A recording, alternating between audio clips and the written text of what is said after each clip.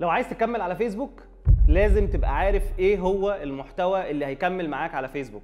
الفترة الجاية هتلاقي ان في بيدجات كتير جدا فيسبوك بيوقفها عن طريق طبعا استخدام الذكاء الاصطناعي، لان هو بيعتبره محتوى مكرر او محتوى منسوخ من صفحات تانية.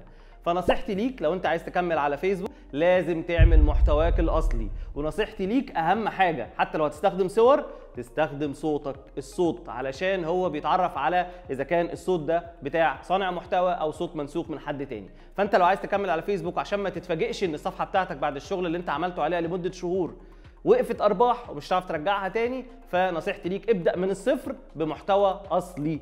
محتوى اصلي. طب هتسالني وتقول لي ايه مصير محتوى الذكاء الاصطناعي اللي انتشر بطريقه مش طبيعيه، ملايين الفيديوهات على فيسبوك ذكاء اصطناعي؟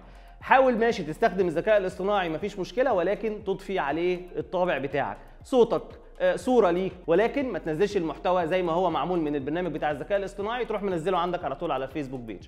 يا ريت اكون فدتك ويا ريت اكون وعيتك، يا ريت تشارك الفيديو ده مع اصحابك عشان اي حد عايز يبدا على الفيسبوك يبقى عارف المعلومه. شكرا ليكم.